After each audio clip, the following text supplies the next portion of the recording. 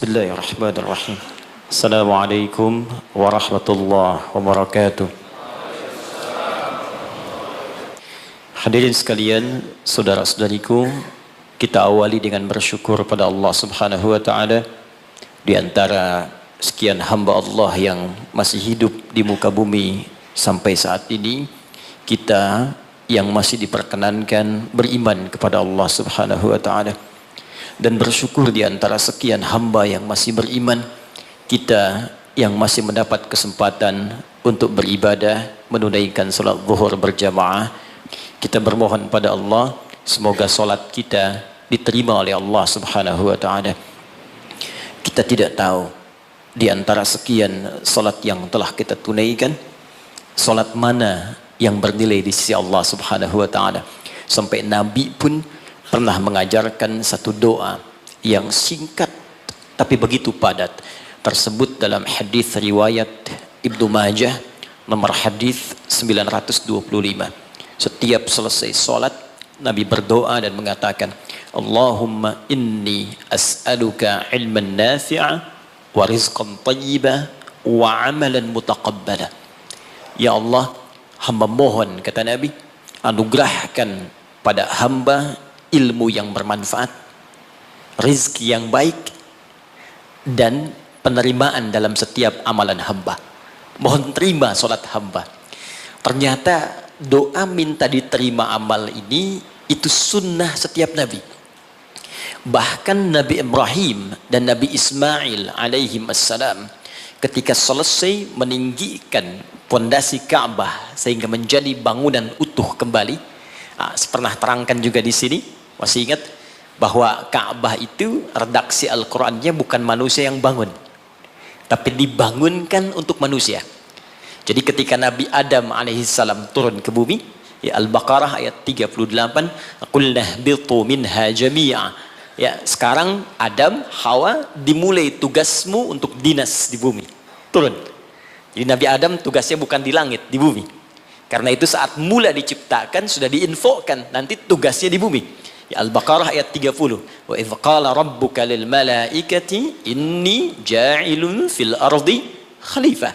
Ya, ketika Rabbu Muhammad sallallahu alaihi wasallam berfirman menginfokan pada seluruh malaikat dan sebagian jin yang ada pada saat itu bahwa aku akan menugaskan makhluk bukan malaikat, ya, bukan malaikat, bukan pula jin, untuk menjadi pemakmur bumi yang menghidupkan suasana kehidupan di bumi. Maka diciptakanlah Adam alaihissalam, Quran surah 15 ayat ke-28 dengan redaksi yang sama di awalnya.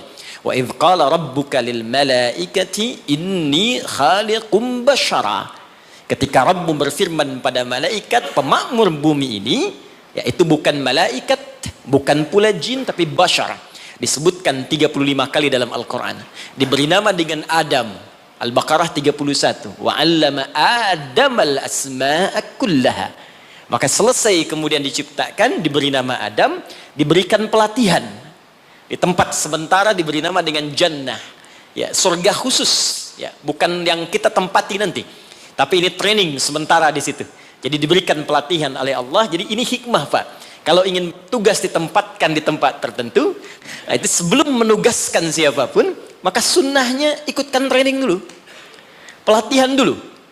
Berikan gambaran-gambaran di tempat ia akan bekerja, sehingga nanti ketika sampai di tempat kerja terbiasa dengan itu.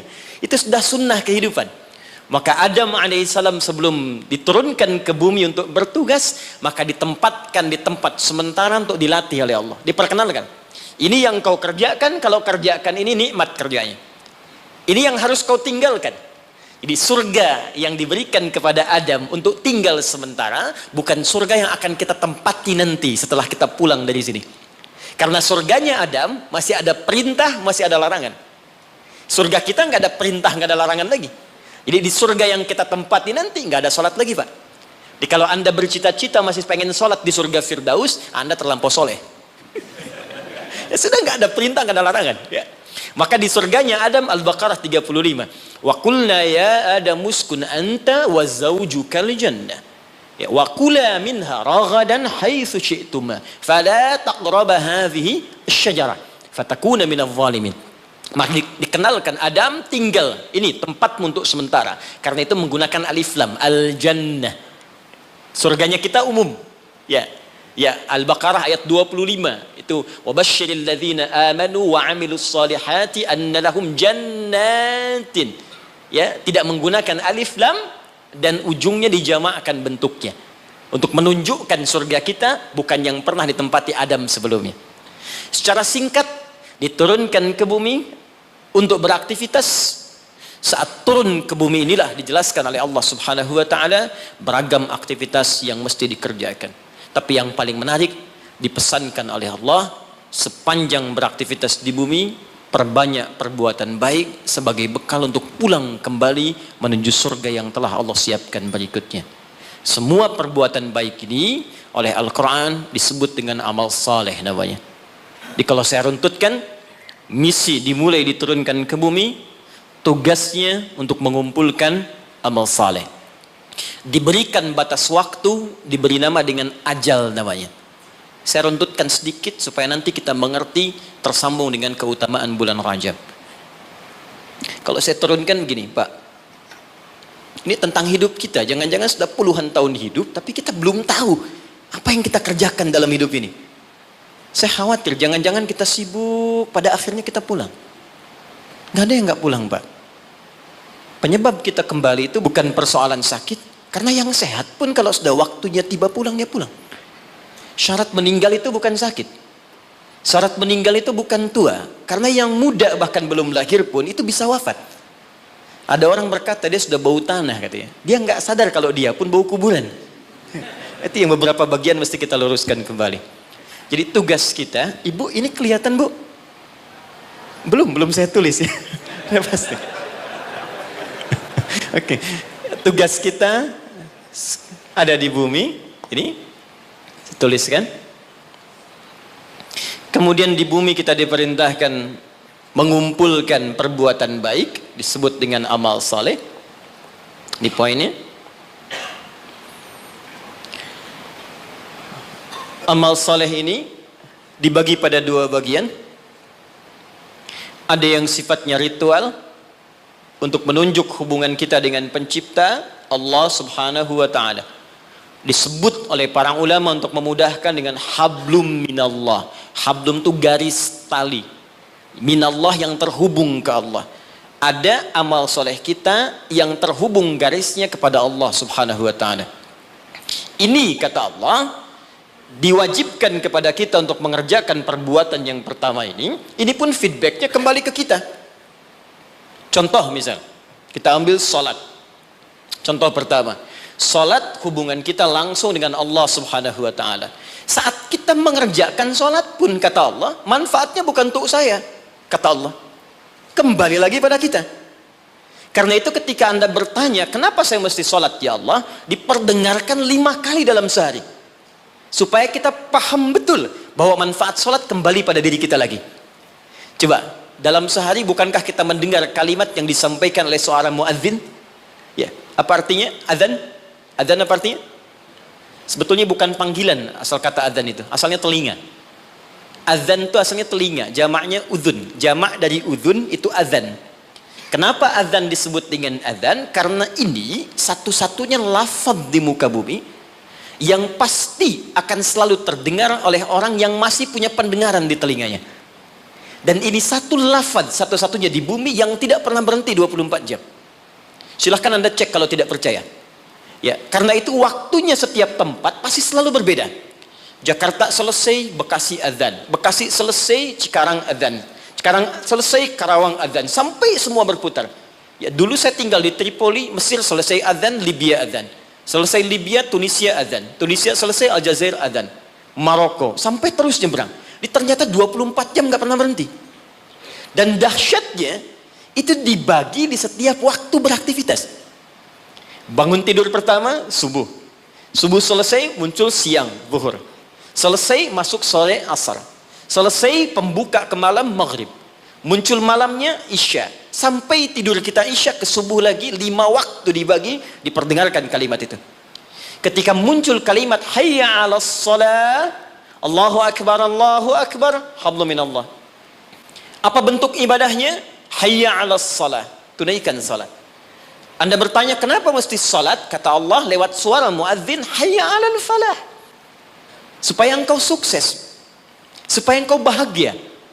Jadi falah itu bukan sekedar bahagia. Saya pernah terangkan di sini, kalau Anda buka kamus bahasa Arab Inggris, maka falah itu diterjemahkan dengan success and happiness. Jadi di salat itu Pak, Bu, saya tekankan setiap saya kesini, saya selalu ulang-ulang kalimat ini. Di dalam salat itu, baik gerakannya, juga bacaannya, itu terkandung ajaran-ajaran, hikmah-hikmah, dan rahasia-rahasia bimbingan menuju kesuksesan dan kebahagiaan dalam hidup.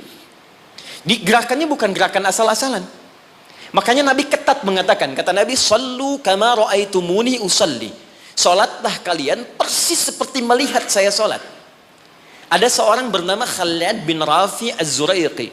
Kisah ini ada di hadis Muslim, nomor hadis 319. Ya, riwayat sahabat Abu Hurairah radhiyallahu taala anhu. Ini ada seorang bernama Khalid bin Rafi Az-Zuraiqi di zaman Nabi.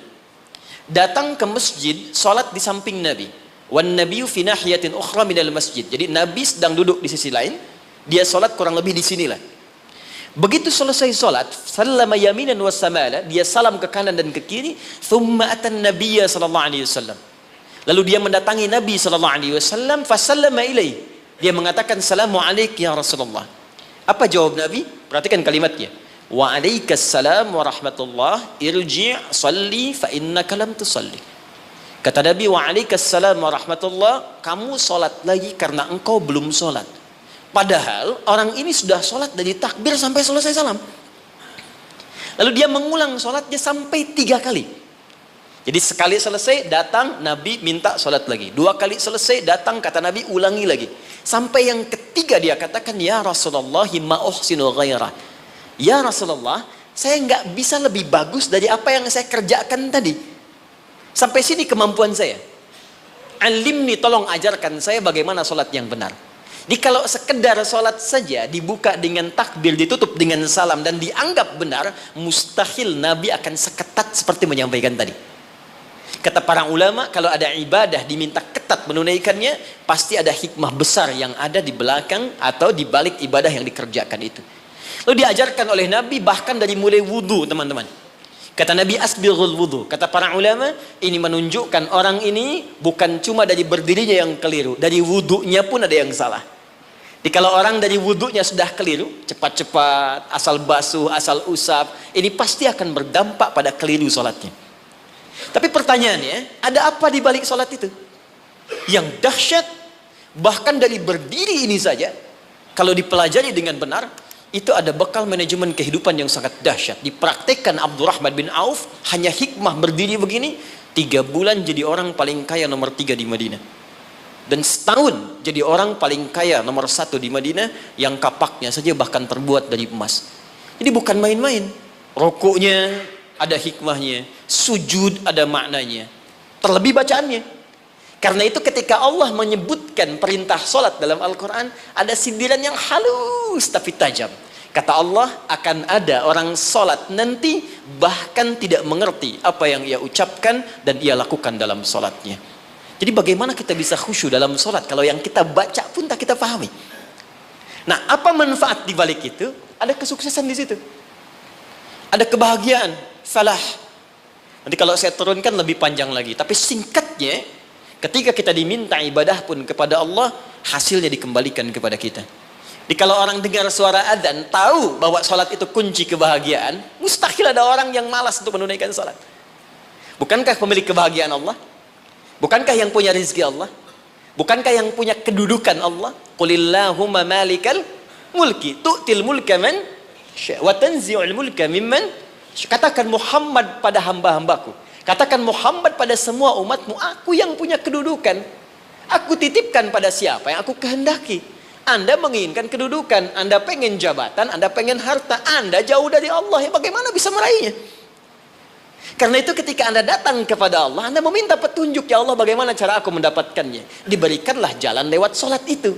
Makanya dalam solat ada bacaan membimbing bagaimana dapat rizki yang benar. Warzuqni. Bagaimana supaya Anda kerja nikmat tidak diganggu banyak orang. Wajburni. Bagaimana supaya derajat kita diangkat, warfa'ni. Bagaimana supaya dijaga kesehatan, wa'afini.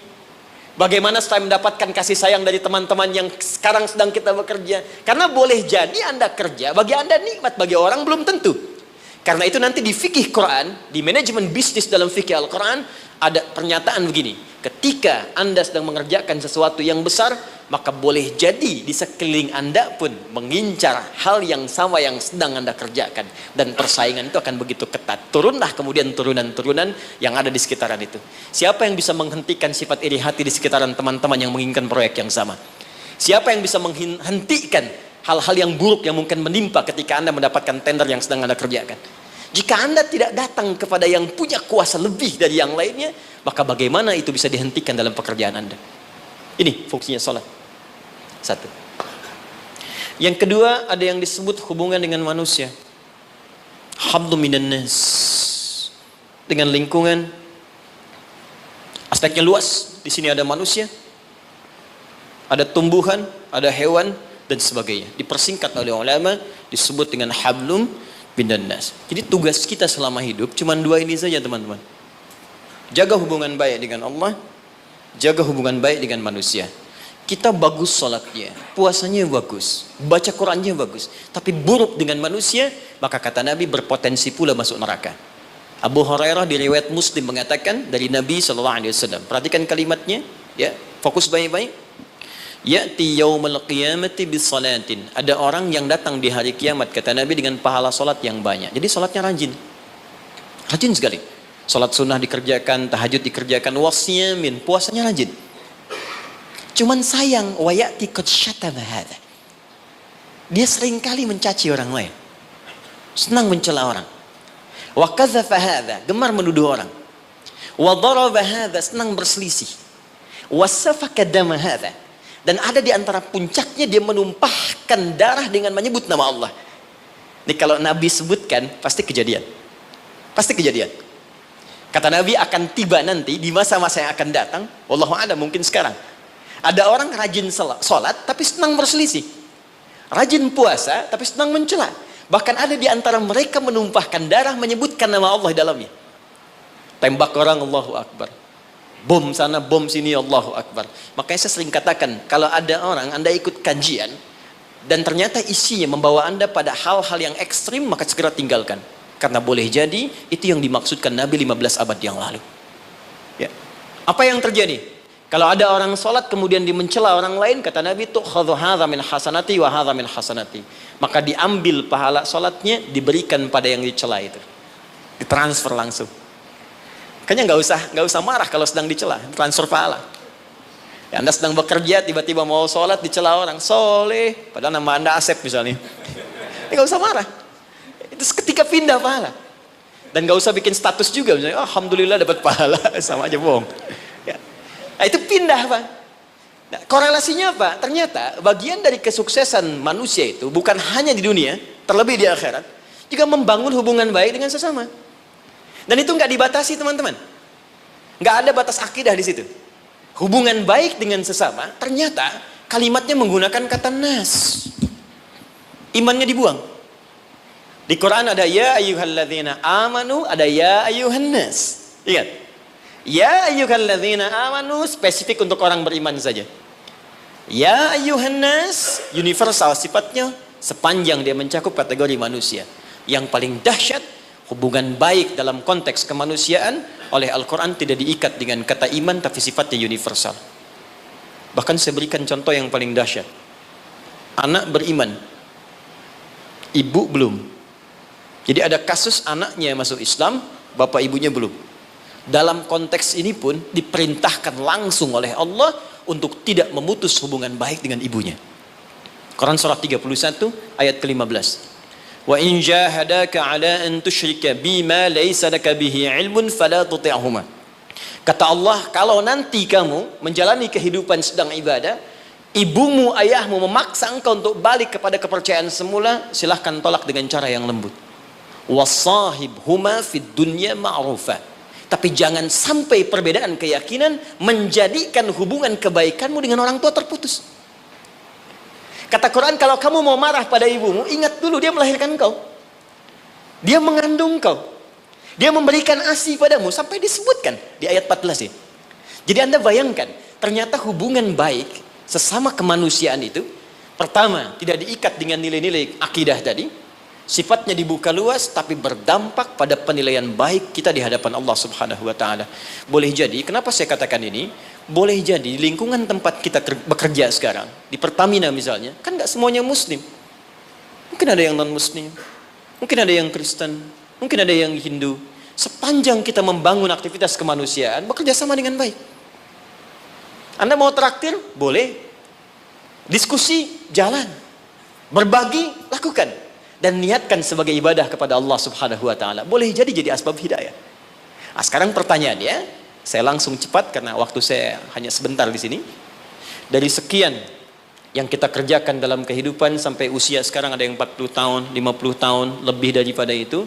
Pertanyaan saya, berapa amal soleh yang kita kumpulkan dari 2 tugas yang Allah berikan pada kita sampai dengan saat ini? Jangan-jangan Anda sholatnya bagus sekarang tapi dengan istri masih punya masalah di rumah. Ibu dengan orang tua masih punya masalah. Dengan tetangga ada yang belum baik. Ada kata-kata keburukan yang belum diedit. Ada kalimat-kalimat kotor yang belum ditarik kembali. Dan Anda yakin akan wafat. Dan kita berlomba dengan batas waktu yang disebut dengan ajal namanya. Quran surah 7 ayat 31. Walikulli ummatin ajal. Setiap umat yang pernah tinggal di bumi diberikan batas waktu sampai dia kembali kepada Allah, disebut dengan ajal. Bukan maut, tapi ajal. Ajal, ingat, batas usia kita disebut dengan ajal. Fa idza jaa ajaluhum, kalau tiba ajalnya, la yastakhiruna sa'atan wa la yastaqdimun. Tidak akan bisa dimajukan, tak pula bisa dimundurkan. Jadi nggak usah tergerak untuk bunuh diri, kurang kerjaan. Kalau sudah tiba waktunya ya pulang juga. Ada orang minum baygon misalnya 3 baskom, kalau belum tiba ajal nggak akan meninggal. Penyebab kematian itu bukan TBC, penyebab kematian bukan DBD. Penyebab kematian itu cuma satu. Kalau ajalnya tiba, datanglah penyakit yang tak ada obatnya kata Nabi. Dialah maut namanya. Quran surah 3 ayat 185. Kullu nafsin dha'iqatul maut. Yang bawa maut namanya malakul maut. Quran surah ke 32 ayat 11. Qul yatawaffakum malakul mautil ladzi wukkila bikum. Nah, sekarang kita masuk pada inti bahasannya. Ini baru mukaddimah ya, maaf. Ini baru pengantar.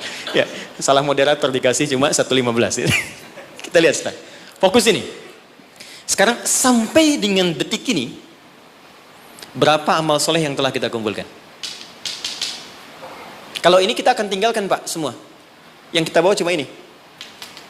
Antum sekarang tinggal, bekerja di gedung yang bagus, rumahnya mewah, kendaraan juga cukup baik. Semua itu akan kita tinggalkan.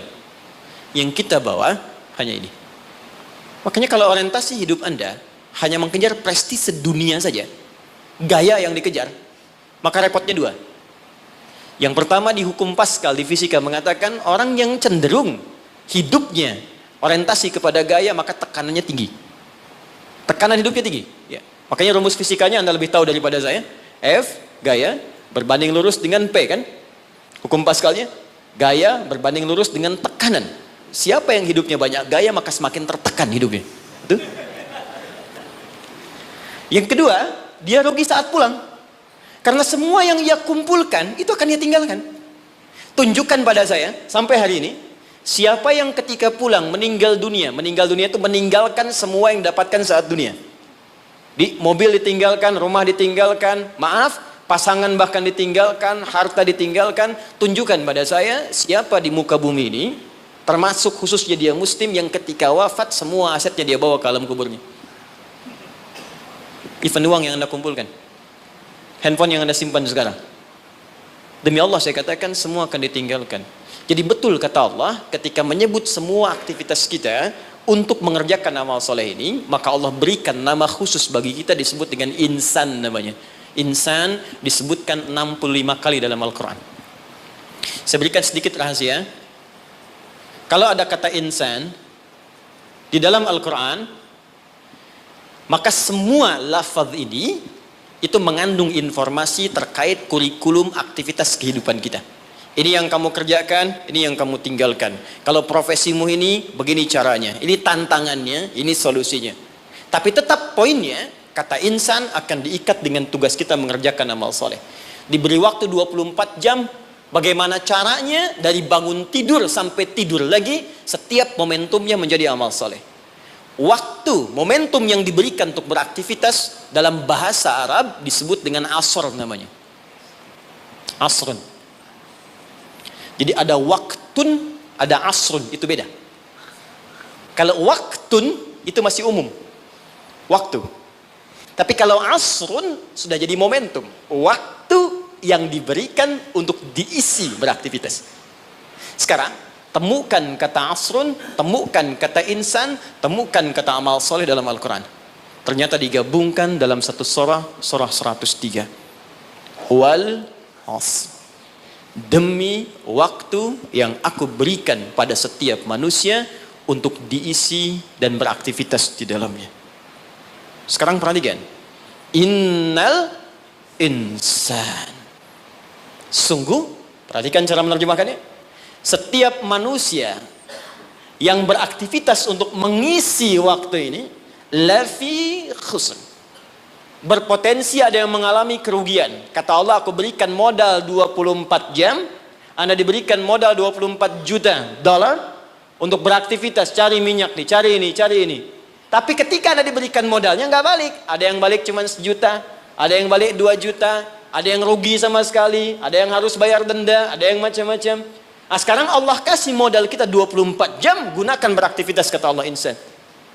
Cuma sayang, aku berikan 24 jam, ada yang rugi. Kecuali orang-orang yang keluar dari kerugian itu, dialah orang yang aktivitasnya mengikuti hal yang telah aku tunjukkan ini. Illalladzina amanu, kecuali semua orang yang, alladzina disebutkan 1080 kali dalam Al-Quran. Mencakup laki-laki, perempuan, tua, muda, kecil, besar, tanpa batas. Artinya kata Allah, semua manusia tanpa kecuali akan keluar dari frame kerugian ini jika dia mengerjakan hal berikut. Illalladzina amanu wa amilus salihat. Jika yang ia kerjakan selama hidupnya menjadi baik di hadapan Allah. Makannya saleh, kerjanya saleh, maaf, jalannya saleh, tidurnya saleh 24 jam. Ya.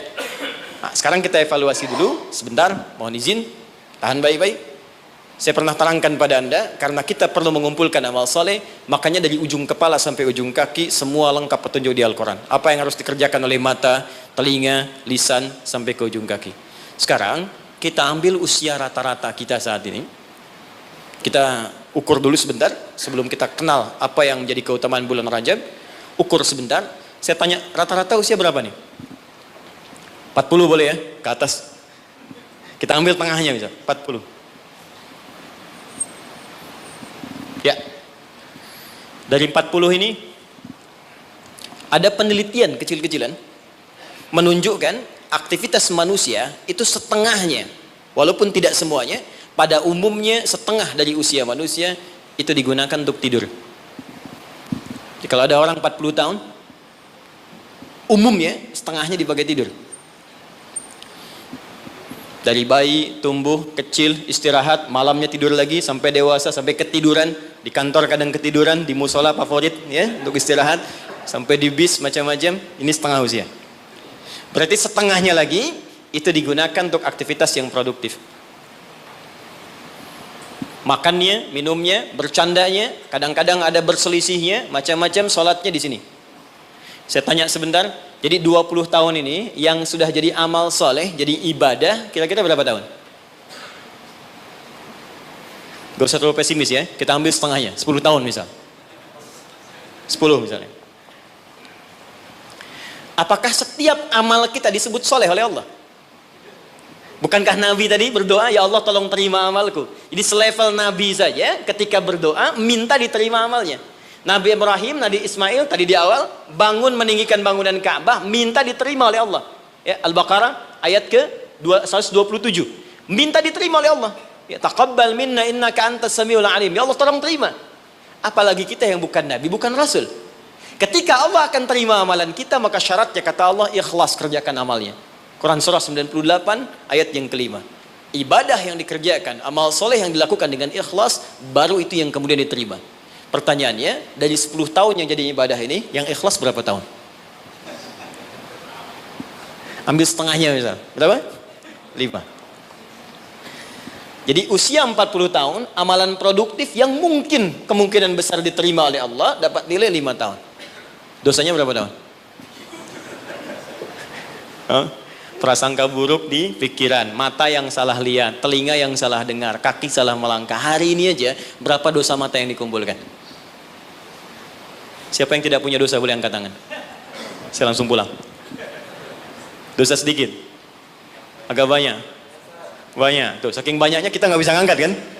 Nah, sekarang balik. Siapa yang pengen masuk surga Firdaus? Angkat tangan. Luar biasa. Kan? Terjadi keanehan kan?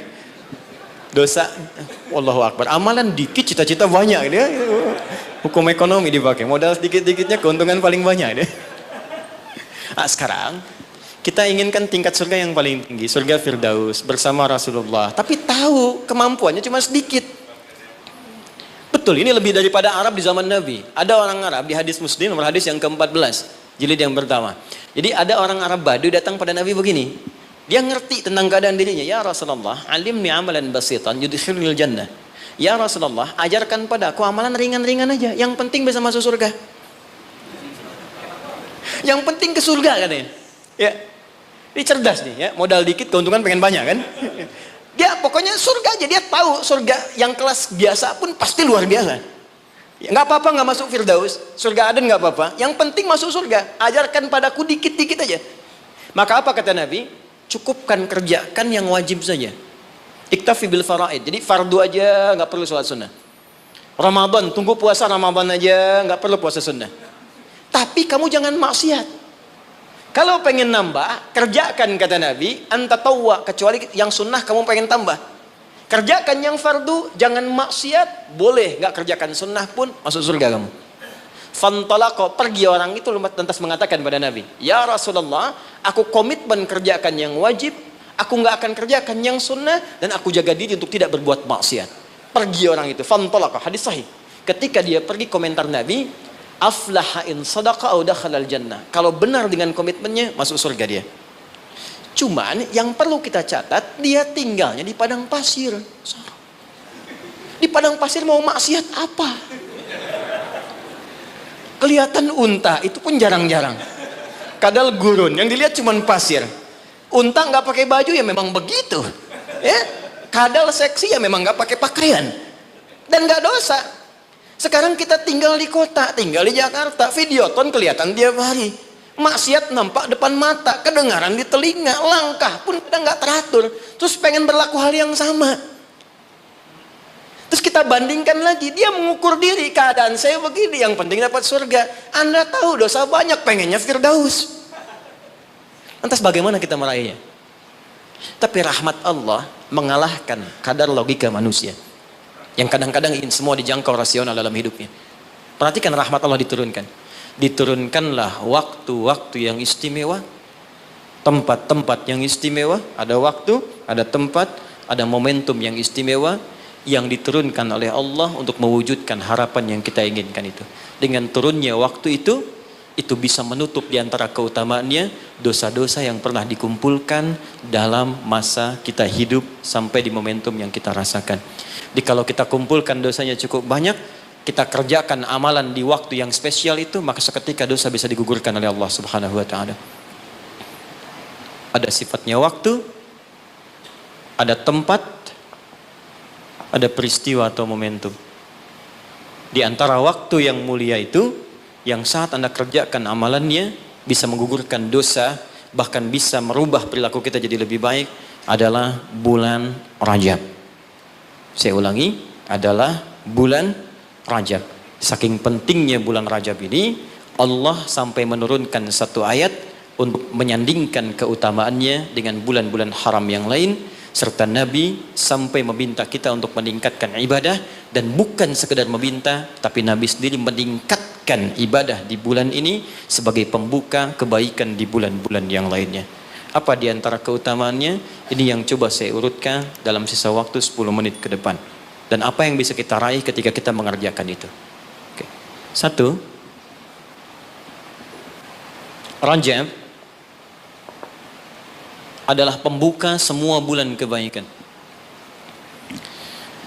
Saya tanya sebentar. Di antara sekian bulan, 1 tahun 12 bulan itu, ada bulan yang paling baik, namanya bulan apa? Ramadan. Di situ ada puasa. Setelah itu ada apa? Yang kita dapat Idul Fitri di situ? Syawal, bahkan ada puasa. Apa lagi? Dzulhijjah, ya, ada Idul Adha di situ, Dzulhijjah. Kalau kita lihat hadisnya, bulan ke-11 pun Dzulqa'dah, bulan bagus, disebut bulan haram, Dzulqa'dah. Sebelum Ramadan, itu bulan yang sangat digemari oleh Nabi. Sampai Nabi banyak puasa di bulan itu. Yaitu Sya'ban. 1, 2, 3, 4, 5.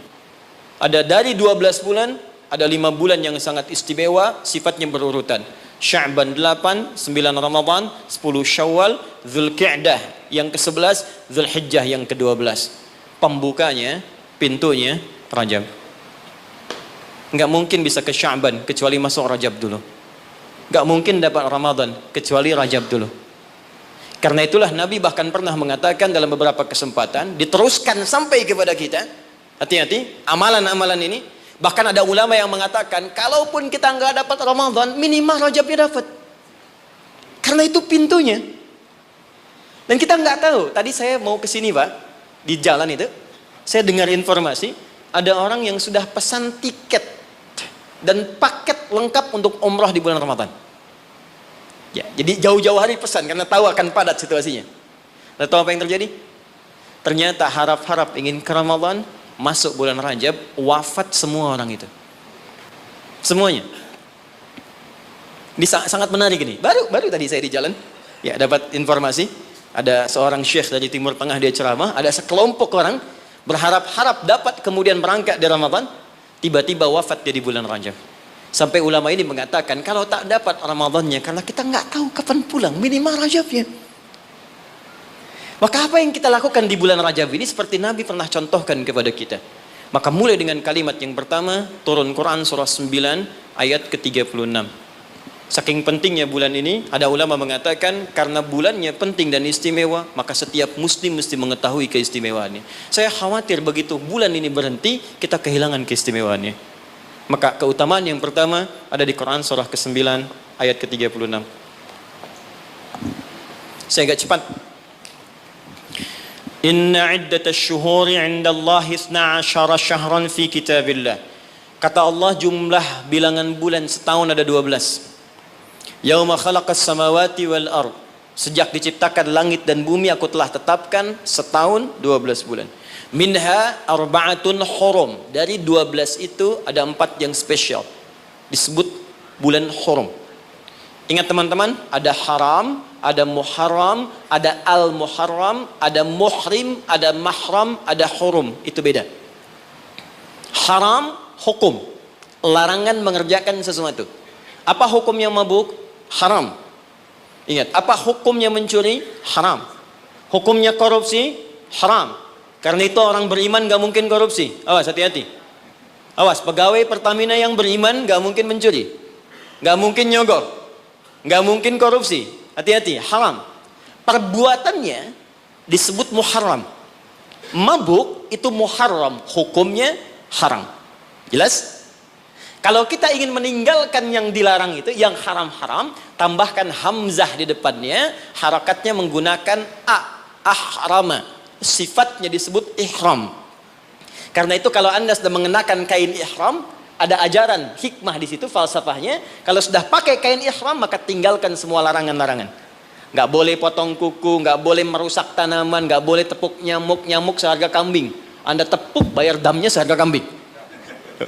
Ihram. Itu latihan. Maksudnya pulang umroh, pulang haji, sudah terbiasa meninggalkan yang haram. Jangan pulang umroh, korupsinya lebih gede misalnya. Ya. Jangan kurang umroh, dosanya lebih banyak. Ya, seperti masuk pom bensin, masuk Pertamina, dimulai dari 0 ya. Nah, 0, kosong lagi. Hilangkan. 1, 2, 3, kosong. Pelakunya disebut muhrim. Kalau dia punya kakak, punya adik yang tidak diperkenankan menikah di antara keduanya, maka disebut mahram namanya. Kalau Anda kumpulkan semua itu, latihan meninggalkan yang haram, terbiasa mengerjakan yang halal, menjauhi yang dilarang, maka disatukan menjadi jamak, bentuknya disebut hurum namanya. Ada 4 bulan disebut bulan hurum, 3 berurutan kata Nabi, 1 terpisah. Yang 3 itu Dzulqa'dah 11, Dzulhijjah 12, Al-Muharram bulan pertama, yang keempat namanya Rajab. Dan kita sekarang ada di bulan ini. Kita sekarang ada di bulan spesial ini. Amalan pertama, apa yang harus kita kerjakan di bulan ini? Teruskan ayatnya. Dzalikad dinul qayyim fala tadhlimu fihinna anfusakum. Orang yang agamanya benar, yang Islamnya baik kata Allah, maka dia akan memanfaatkan Rajab dengan mengerjakan amalan yang pertama. Apa itu? Fala tadhlimu fihinna anfusakum. Mulai banyak evaluasi diri supaya tidak berbuat zalim, minimal berlatih di bulan ini. Amalan pertama, introspeksi diri.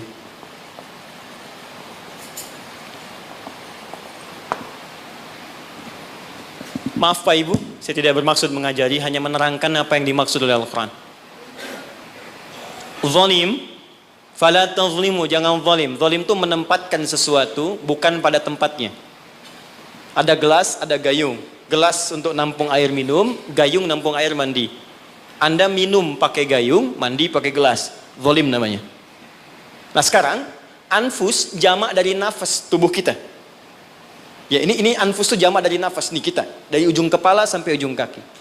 Setiap tubuh ini sudah diterangkan oleh Allah fungsinya. Misal, mata fungsinya melihat yang baik. Quran surah ke-24 ayat 30. 31 untuk perempuan. Lisan untuk bicara yang baik-baik. Quran surah 49 ayat 11 sampai 12. Sampai kaki, sampai ke ujung kaki. Melangkah pada yang baik. Quran surah misal ke-25 ayat 69. Ya, baik, semuanya sudah diatur. Dari ujung kepala sampai ujung kaki. Kalau Anda gunakan setiap anggota tubuh di luar hal yang Allah telah tetapkan, berarti zalim sifatnya. Contoh, mata tadi melihat yang baik-baik. Sekarang mata dipakai melihat yang tidak baik. Berarti mata berbuat zalim dalam kehidupan. Saya tanya sampai dengan siang hari ini, berapa kali mata digunakan untuk melihat yang tak baik? Mungkin dari mata ini ada dorongan untuk berbuat yang tak baik. Itu sebabnya yang menjadikan keluar dari masjid kadang-kadang ada sepatu hilang, sendal hilang. Apa yang pertama melihat? Mata terdorong kemudian kepada nafsu. Baik, sampai ke ujung kaki, berapa kali berbuat yang keliru. Itu mungkin yang menghambat kesuksesan yang dikerjakan saat ini. Karena lisan dengan teman jadi nggak akrab. Karena pendengaran yang keliru muncul fitnah. Karena melangkah pada yang tidak benar muncul hal yang menjadikan perselisihan. Berapa banyak yang kita harus evaluasi. Maka yang pertama, ini masih ada waktu? Masih, sampai jam berapa ini? Oh, ini Pananang kalau rakyatnya sudah begini nggak ada pilihan nih. Baik, tahan baik-baik. Ini terakhir bagiannya. Maka kalau kita sadar ada yang berbuat yang tidak baik, maka saya berikan gambaran singkat bagaimana cara memperbaikinya. Sekarang lihat sini.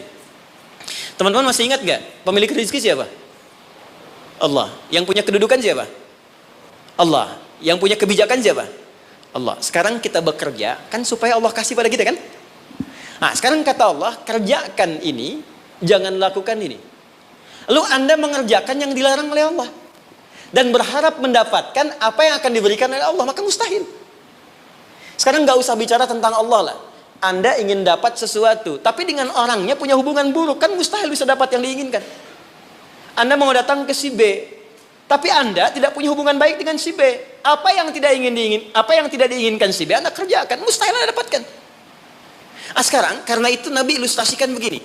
Kalau ada orang yang dalam hidupnya sering menyalahi perintah Allah dalam kehidupan, bukan hanya hablum minallah, tapi juga hablum minannas. Karena hukum kehidupan dunia nanti diikat oleh hukum dunia. Akhirat diikat dengan kaidah akhirat. Jadi kalau Anda ingin kaya, ya Allah, kaya itu dunia. Maka hukum dunia diturunkan. Kerja itu hukum dunia. Jujur hukum dunia. Maaf, punya attitude yang baik hukum dunia. Membangun hubungan baik dengan sesama pun hukum dunia. Maka dari itu, maaf, sekalipun Anda punya hubungan yang tidak baik, bukan dengan muslim, dengan non-muslim misalnya punya perilaku buruk, yang tidak diperkenankan oleh syariat. Anda bohong pada non-muslim, Anda misalnya zalim pada non-muslim, berlaku juga, jangan harap karir Anda sukses. Sama persis. Ya, sekarang perhatikan baik-baik. Kalau ada orang berbuat maksiat kepada Allah, melanggar dua ketentuan tadi, maka kata Nabi, naqtas sauda, diberikanlah kemudian di atas katup hatinya noda-noda hitam. Semakin banyak dikumpulkan, semakin menutup seperti ini. Kalau sudah menutup begini, banyak maksiatnya, banyak salahnya, banyak kurangnya, bukan hanya pada Allah tapi juga hubungan dengan manusia, maka anna yustajabu lidzalik. Bukan Allah enggak mau kabulkan doanya, tapi mental setiap diminta. Perhatikan. Masuk minta, diturunkan, balik. Diturunkan, balik. Diturunkan, balik.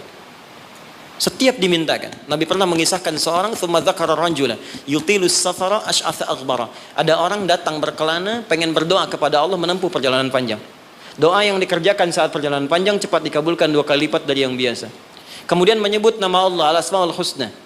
Doa yang dibuka dengan Al-Asmaul Husna cepat dikabulkan. Yang ketiga, dia mengangkat tangan. Doa yang dilakukan dengan mengangkat tangan cepat dikabulkan dibandingkan dengan yang diam.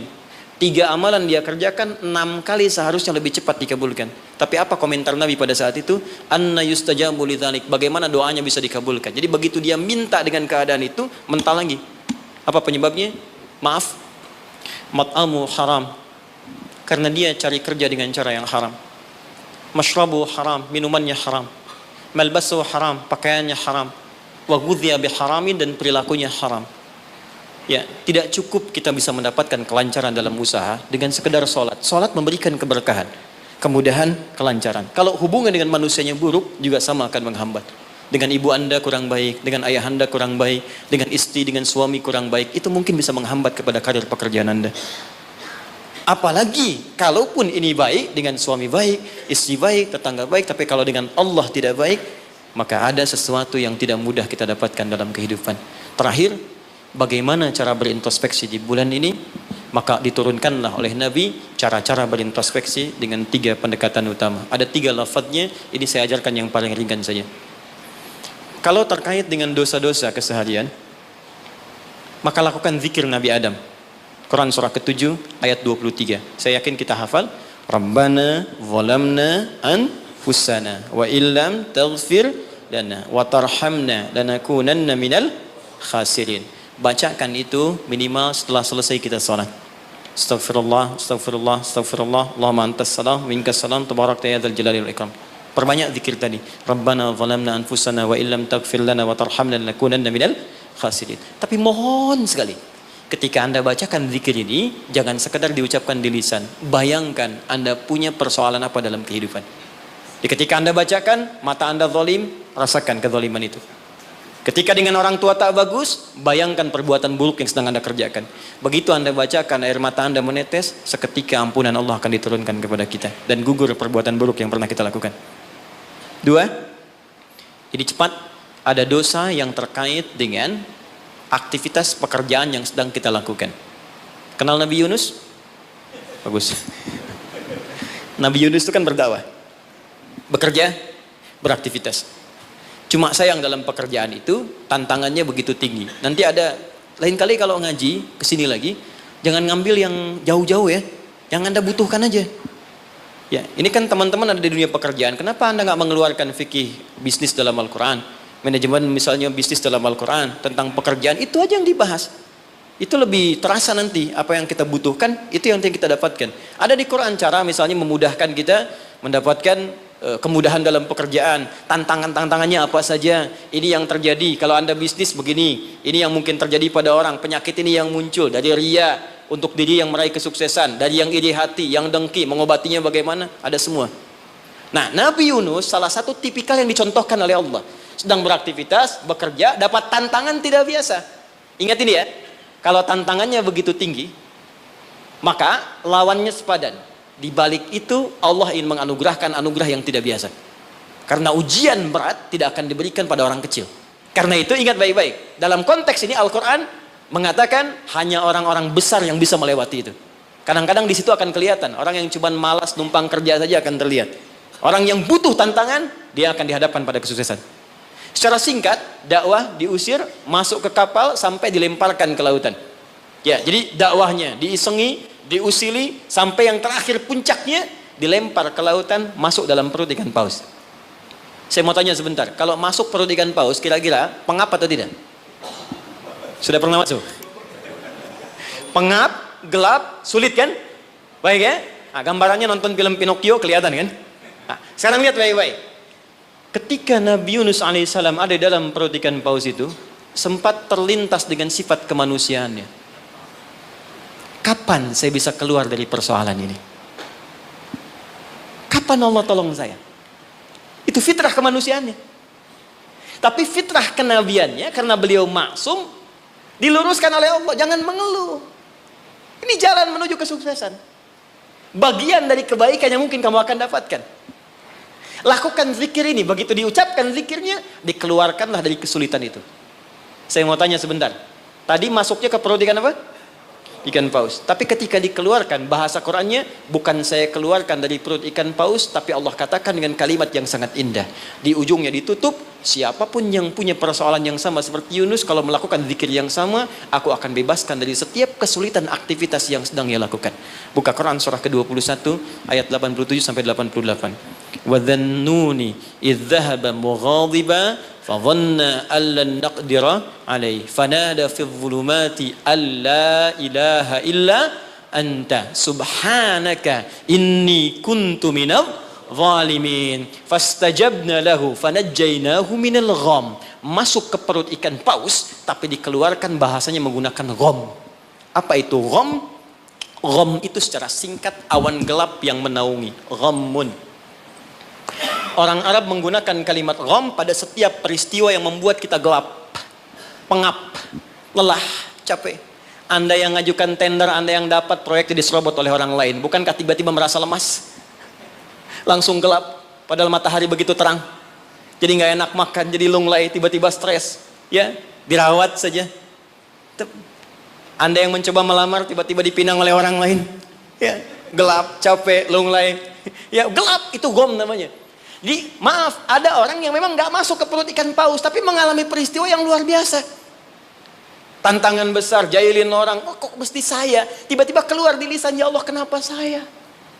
Saya tahajud, saya puasa juga, saya baca Quran juga ya Allah. Apa kurang saya? Kurang sabar. Ya, ternyata kadang-kadang terucap teman-teman sedang kerja, ya bebannya begitu tinggi. Apa yang harus dikerjakan? Itu pernah terjadi. Kata Allah, lakukan zikir Nabi Yunus alaihissalam. Ada yang salah dalam diri kita. Yang ngatur zikir itu Allah. Jangan mengeluh. Ya, 2 kali lipat motivasi munculkan lagi, petakan lagi, tambah lagi pengetahuannya, kerja lebih maksimal lagi, maka pembukanya dibuka dengan kalimat zikir. Ini yang membebaskan kita dari kesulitan. Jadi kalau Anda sedang praktek, kerja dimanapun, offshore kah itu atau di darat kah, atau ada kesulitan di kantor, bacakan zikir ini. Ini bagian dari hal yang ketika kita bacakan bisa menghilangkan kesulitan yang kita sedang rasakan. Rabbana, masih ingat? Wa nada fid dhulumati alla ilaha illa anta subhanaka inni kuntu minadh zalimin. La ilaha illa anta subhanaka inni kuntu minadh zalimin. Rutinkan zikir itu, terutama kalau mendapatkan kesulitan dalam pekerjaan-pekerjaan atau beraktivitas. Maka Allah mengajarkan zikir lewat Nabi Ayyub alaihissalam. Kalau kita bisa kerjakan ini, maka Allah akan berikan kekuatan lebih dibanding yang lain-lainnya. Zikirnya ditemukan di Quran surah ke-21 ayat 83 sampai dengan 84. Wa ayyuba idznada rabbahu anni massaniyadurru wa anta arhamur rahimin. Saya ajarkan zikir ini tidak main-main. Kalau ada yang divonis penyakit, entah Anda, kerabat Anda, keluarga Anda, sepupu dan sebagainya, dan dokter mengatakan mustahil sembuh, maka bacakan zikir ini. Allah sudah berjanji di ayat 84-nya, siapa yang mengamalkan zikir ini, saya akan sembuhkan penyakitnya, walaupun ia menderita penyakit seperti Ayyub alaihissalam yang tidak pernah dialami orang sebelumnya atau dirasakan orang setelahnya. Karena kadang-kadang ada keluhan ketika sakit. Ya Allah, kenapa saya begini? Ya Allah, kapan sembuhnya? Bacakan zikirnya, anni massaniyadurru wa anta arhamur rahimin. Saya tutup. Rajab, keutamaan yang pertama akan mempercepat anugerah Allah untuk mengampuni dosa-dosa yang pernah berjalan selama hidup kita. Maka isi bulan ini dengan istighfar. Istighfar yang baik, koreksi diri kita. Sehingga saat masuk bulan Ramadan, kita sudah dalam keadaan yang optimal untuk bisa mendapatkan semua kenikmatannya. Maka mohon izin, maaf, pulang dari sini, coba cek dulu Pak ya. Ibu di rumah dengan anak-anak mungkin ada masalah, selesaikan. dengan pasangan hidup, di kantor. Jangan sampai itu yang memberatkan Anda ketika pulang kepada Allah Subhanahu wa taala. Ini bagian pesan yang pertama. Yang kedua, tingkatkan amal saleh. Ya, Ibnu Abbas mengatakan orang yang sengaja maksiat di bulan Rajab, karena tadi ada ayatnya, maka dosanya 2 kali lipat di hari biasa. 2 kali lipat. Di orang yang bikin hoax sekarang ini, jadi buzzer, jadi macam-macam, itu 2 kali lipat dosa hari biasa. Bahkan zaman jahiliyah pun kalau muncul Rajab itu puasa maksiat, Pak. Bisa puasa maksiat. Di orang jahiliyah, Abu Jahal dan kawan-kawan, itu kalau dicela di bulan Rajab, balasnya bulan depan. Ya libur dulu gitu. Nah, sekarang orang jahiliyah aja takut bermaksiat di bulan Rajab. Maka bagaimana dengan kita yang masuk dalam nilai-nilai kebaikan? Ya, 2 itu. Sama persis dengan orang yang berbuat baik, pahalanya 2 kali lipat di hari biasa. Itu nasnya ada tersambung pada Ibnu Abbas radhiyallahu taala anhuma. Dari sini Nabi menganjurkan kita kemudian mengistimewakan bulan ini dengan meningkatkan amal soleh. Saya tutup, ada satu amalan yang kalau Anda kerjakan bisa menggabungkan keseluruhan yang tadi. Amal itu disebut dengan puasa namanya. Saya ulang, amal itu disebut dengan puasa. Sebab orang puasa akan otomatis meningkatkan amal soleh yang lain. Orang puasa, sholat sunnah dikejar. Jangankan yang fardu. Anda nggak puasa, belum tentu sholat sunnah. Tapi kalau sedang puasa, jangankan fardu, ketinggalan sunnah Anda bisa gelisah. Lihat Ramadan, ibu-ibu berani naruh sajadah bertarung saat maghrib, bukan untuk isya, untuk tarawih. Nyimpan sajadah saf paling depan tuh. Ya, padahal tarawih hukumnya sunnah kan? Nah, jadi sunnah tuh dikejar, nggak ada yang minta dicari-cari. Anda Ramadan cari yatim fakir macam. Kenapa? Sedang puasa. Yang kedua, puasa bisa menghambat maksiat. Nggak ada orang demi Allah saya katakan, koruptor kalau puasa, nggak korupsi dulu, ya, pencuri nggak nyuri dulu, puasa. Karena psikologi orang puasa nggak mau berbuat maksiat, takut batal puasanya. Orang pemarah pun semarah-marahnya sedang puasa bisa berhenti marah. Buka jam 6 kurang 5 diprovokasi, dia diam aja. Istrinya nanya, papa nggak marah? Ntar habis buka. Bisa dia tahan. Nah, jadi tolong hidupkan bulan ini. Yuk kita mulai. Jangan, coba dulu pelan-pelan ya. Jangan langsung tinggi-tinggi ya. Sehari dulu puasa. Sekarang Kamis, tunggu Senin. Karena kalau orang banyak puasa, kita puasanya akan lebih ringan. Ya, nanti kalau sudah Senin, istirahat dulu. Kamis puasa lagi. Ya, supaya terbiasa. Nanti saat Ramadan, kita sudah lebih sempurna. Tapi hati-hati. Karena bulan ini istimewa. Dulu banyak orang abai tentang bulan ini. Sehingga ada orang-orang yang tidak mengerti. Berbuatlah dengan membuat hadis-hadis palsu. Ya, siapa yang puasa sehari bulan Rajab akan dapat begini. Siapa yang sholat pertama bulan Rajab diampuni semua dosanya. Pernah dengar hadis itu? Hadis itu palsu. Bahkan saking palsunya, di kitab hadis palsu pun tidak ditemukan. Saking palsunya. Tapi ada salah persepsi di masyarakat. Apa salah persepsinya? Dikira Rajab nggak ada keutamaannya. Karena yang diketengahkan hadis palsu. Akhirnya orang malas puasa. Orang malas sholat malam. Padahal yang sahih ada. Jadi kalau ada yang sahih, kenapa menggunakan yang palsu? Jadi kalau Anda ingin sholat malam, sholat saja. Tahajud namanya. Silakan tahajud, perbanyak malam, tingkatkan ketaatan. Siangnya silakan puasa, gunakan yang sahihnya. Mudah-mudahan dosa kita diampuni oleh Allah Subhanahu wa taala. Tidak cukup dengan amin, ya koreksi diri dulu, kemudian perbaiki. Dan terakhir saya ingin berdoa untuk kita semua. Mudah-mudahan doa kita dikabulkan oleh Allah, dimudahkan pekerjaan kita. Sebelum kita berdoa, saya ingin memberikan pesan. Bangsa kita bangsa besar. Negara kita negara hebat. Sumber daya kita banyak. Banyak yang ingin mendapatkan Indonesia, bahkan ingin lahir di Indonesia. Dan kita beruntung berada di sini. Maka saya ingin mengajak kepada teman-teman semuanya, ayo makmurkan negeri kita. Cintai negara kita, cintai bangsa kita. Saya pun selalu mengatakan keluar dimanapun saya pergi, dunia-dunia yang saya kunjungi, saya katakan saya sangat mencintai negara saya, bangsa saya, dan saya ajak teman-teman di luar untuk kembali bangun bangsa kita. Dan sekarang yang dibutuhkan oleh bangsa kita adalah orang-orang baik. Yang pintar sudah banyak, tapi tidak cukup mengangkat kehebatan negeri kita dengan pintar saja. Maka saya berpesan pada Anda semua, diri saya pribadi, jadi orang baik. Jadi karyawan yang baik, jadi abdi masyarakat yang baik, dan jadi hamba yang baik. Insya Allah dengan menjadi baik, suami baik, istri baik, pekerja baik, cukup dengan kebaikan itu akan mendatangkan rahmat dan keberkahan bagi kita semua insya Allah. Mari kita mulai dengan doa. Mudah-mudahan doa ini menjadi awal untuk melangkah pada lebih baik di hadapan Allah Subhanahu wa taala. Allahumma taqabbal minna innaka antas samiul alim wa tub alaina innaka antat tawwabur rahim. Allahumma 'allimna ma yanfa'una. Allahumma 'allimna ma jahilna. Ya Allah, mohon ajarkan pada kami pengetahuan yang baik yang mengentaskan ketidaktahuan kami. Allahumma ya Allah, wafiqna bima ta'allamna bihi na'mala bih. Ya Allah, berikan kami kekuatan untuk mengamalkan apa yang telah kami pelajari dan kami pahami. Rabbana la tada' lana fi maqamina hadha wa fi kulli maqamin dhanban illa ghafartah. Ya Allah, jika ada pendosa hadir di ruangan ini, jangan biarkan ia meninggalkan tempat ini kecuali Engkau telah ampuni segala dosa-dosanya. Wala hamman illa farajtah. Jika ada yang tengah gelisah di tempat ini, maka mohon tenangkan keadaan hatinya sebelum ia meninggalkan ruangan ini. Allahumma wala maridan illa syafaitah. Jika ada di antara kami yang tengah Engkau uji dengan penyakit seberat apapun, maka mohon angkat penyakitnya dan sembuhkan keadaan dirinya. Allahumma wala asiran illa yassartah. Ya Allah, jika ada yang ditimpa kesulitan di tempat ini, baik di keluarganya, di pekerjaannya, dalam kehidupan sosialnya, maka mohon dengan keikhlasan amalannya, angkat, hilangkan ya Allah segala kesulitannya. Allahumma Rabbana, Allahumma barik lana ya Allah fi kulli umurina wa fi kulli umrina. Ya Allah, anugerahkan keberkahan ya Allah kepada usia kami, kepada umur kami dan seluruh aktivitas kami. Wa taqabbal minna jami' a'malina salihah, dan mohon ya Allah terima seluruh amal kebaikan kami. Berkahi kami di bulan Rajab ini ya Allah, bimbing kami untuk berbuat baik ya Allah, dan sampaikan kami pada bulan-bulan kebaikan di Sya'ban, di Ramadan, di Syawal, dan bernilai baik di dalamnya. Rabbana atina fid dunya hasanah wa fil akhirati hasanah wa qina adzaban nar. Bifadlika subhana rabbika rabbil izzati amma yasifun wa salamun alal mursalin wa akhiru da'wana alhamdulillahi rabbil alamin. Subhanakallahumma wa bihamdika asyhadu an la ilaha illa anta astaghfiruka wa atubu ilaik. Assalamualaikum warahmatullahi wabarakatuh.